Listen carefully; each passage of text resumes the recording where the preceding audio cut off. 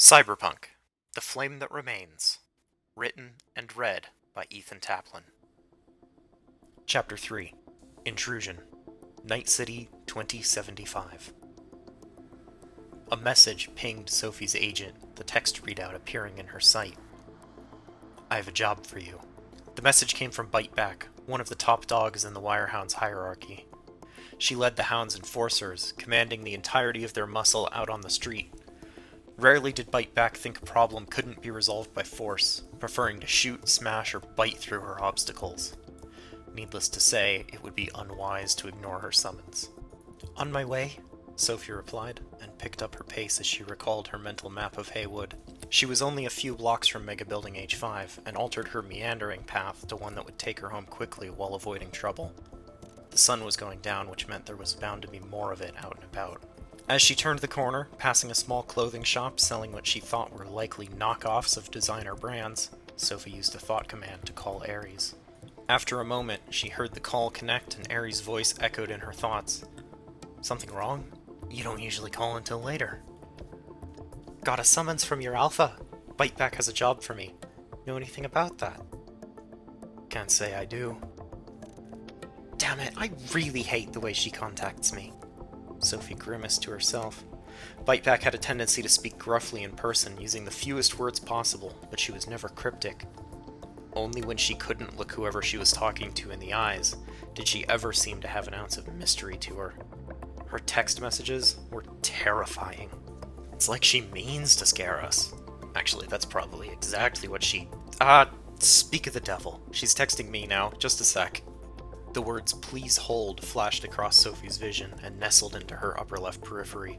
She turned another corner, quickly jogged through a crosswalk with a blinking timer that had nearly run out, and came to a halt.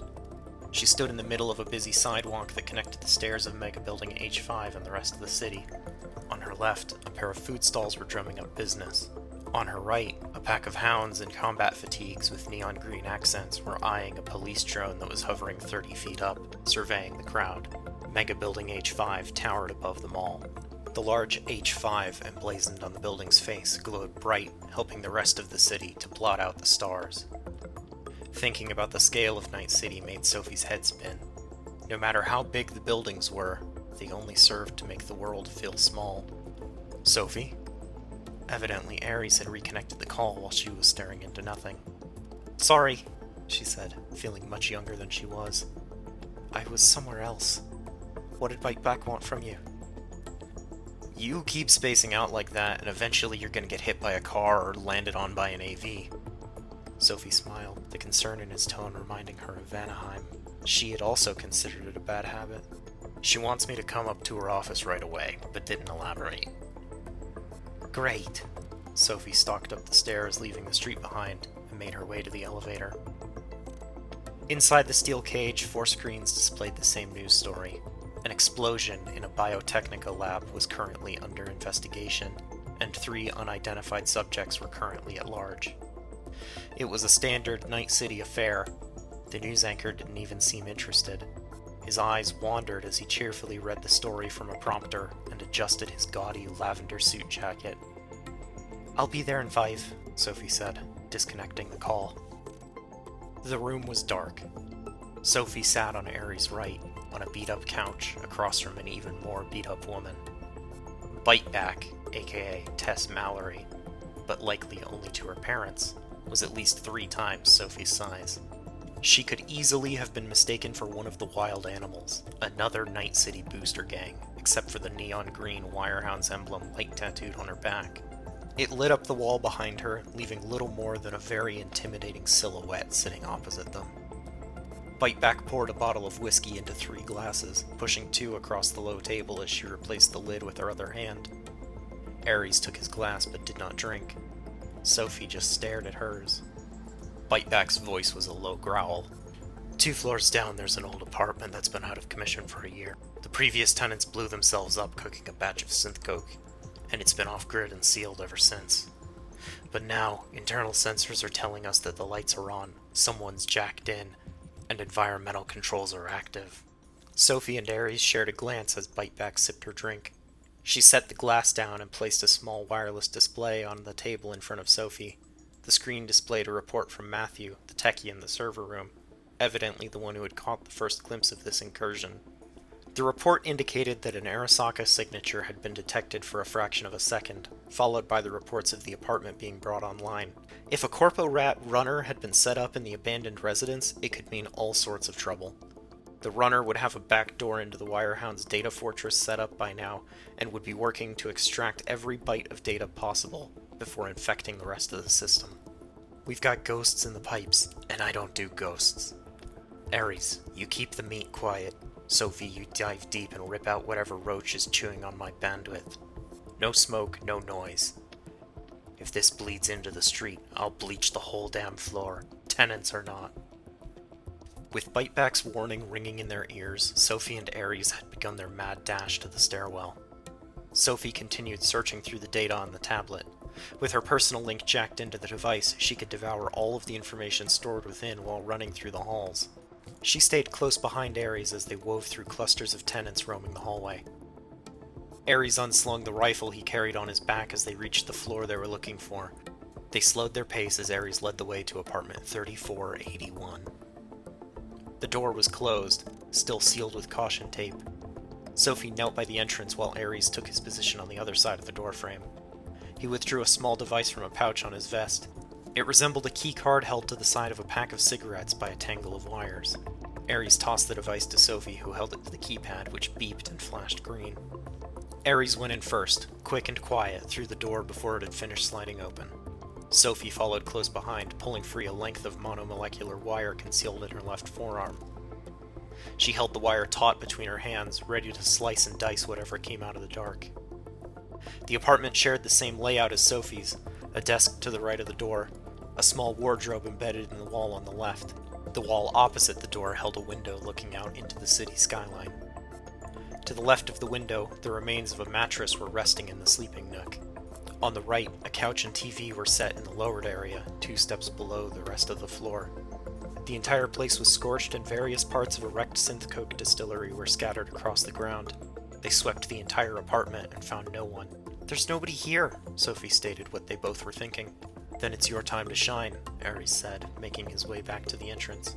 He took a post by the door and stood ready. If anyone tried to come in, they would be in for a hell of a shock. Sophie released her monowire, the glowing threads zipping back through the slot in her wrist. She sat on the least burnt part of the couch and closed her eyes. Finding the nearest access point, Sophie established a wireless connection and allowed herself to drift into cyberspace. Through Sophie's eyes, the net was an abstract painting touched by thousands of artists. The Hound's data fortress appeared as a riot of color. Neon strokes haphazardly splattered across a dark canvas, shifting as she glided through the ice wall she had erected around it.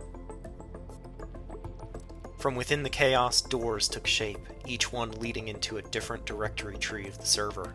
Sophie rezzed a daemon and sent it searching. When the program returned nothing unusual, she pressed on. The deeper she went, the more the fortress changed. Colors thickened, swirling together like ink dropped in water. Lightning-thing streaks of code flared deep within the clouds. Other users drifted through the space, their IDs flashing green as her daemon verified them.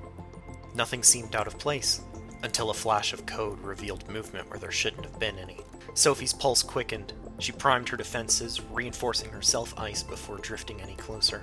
The shape resolved into a Netrunner's avatar. Black armor plating, Arasaka insignia gleaming bright against the shifting void. It was a corporate agent, and she'd just been spotted. The Arasaka runner's avatar moved with rigid, almost inhuman precision. Lines of hostile code surged out from it, dark tendrils unraveling through the painted void, reaching for her. Sophie's ice flared in response, layers of defense intercepting the intrusion. Scattering fragments of corrupted data like paint splattered across glass. She rezzed her deck-crashed demon in retaliation. The demon streaked toward the other netrunner like a comet. It would violently force the target out of the net and back into meat space, short-circuiting their cyberdeck in the process.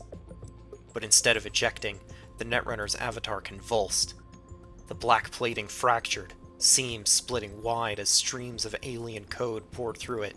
The Arasaka insignia warped and twisted as if melting under a heat that wasn't there. Through the cracks in the avatar, Sophie glimpsed something else. black orbs clustering together and pushing outward, each one orbiting the others in shifting patterns. They pulsed like eyes without pupils, straining against the human shell wrapped around them. Something had infected the other Netrunner. Their avatar was flickering in and out as the infection tried to take their system over. The entire data fortress shuddered as the infection began to leak out of the Arasaka agent, rippling through its foundations, neon brushstrokes collapsing into static. Shit! It's a rogue AI, Sophie thought as the black orbs began to spill into the data fortress through the other Netrunner. Her ice flared, layer after layer, straining as the corruption pressed outward. Warning sigils cascaded across her vision, alarms screaming inside her head as the fortress twisted around her. The Arasaka runner's avatar had nearly collapsed. They must have been trying to subdue and extract the AI from the local net. Whatever the intruder had been intending to do, they had gotten tangled up in a malevolent remnant of the old net, an artificial intelligence that had been left behind while the rest were sealed behind the black wall, cut off from the next iteration of the net. It had probably been dormant until the Corp had started messing with it. She leveled her deck crash demon at the runner one more time in a final effort to sever their connection. At this point, Sophie knew there was no saving the infected Netrunner, but if she had a choice between being fried by another person or becoming the puppet of a rogue AI, she knew what her choice would be. She was too late, though. The AI's black orbs ripped their host's avatar apart in a spray of pixels and a metallic scream. The scream rattled through her skull, the destructive force of the AI enough to make her connection falter.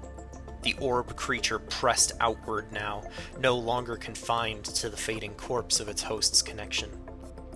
Each black sphere pulsed with raw code, orbiting and splitting, trails of corruption spreading like cracks across glass. The fortress itself warped around it, colors leaching from the digital world as the oily surface of the creature took on a rainbow sheen. Her layers of ice were breaking. Panic clawed at her chest. She had seen aggressive programs before, but this was nothing like the retaliatory black ice defenses she'd embedded in the Hound's data fortress firewalls. She'd never seen something that could hollow out a human being and wear them like a mask. The static shriek bored deeper, splitting her focus. Her vision fractured into a kaleidoscope of error messages and alarms. She forced herself to think past it and reach deeper into her deck. She might not have seen an AI like this before, but she was no stranger to fighting them. She'd learned from and later bested one after all. There was one trick up her sleeve, one demon she knew could stop it, the one she'd designed in secret and used to secure her freedom. The dragon. It erupted from her deck in a torrent of teeth and claws, a serpentine storm of fire and light, tearing through the AI's orbiting spheres. For a heartbeat, the painted world was nothing but a blizzard of static. Then the orbs shattered, and the AI's scream cut out all at once. What remained of the runner and the AI drifted in scattered packets of corrupted data, twitching like severed nerves.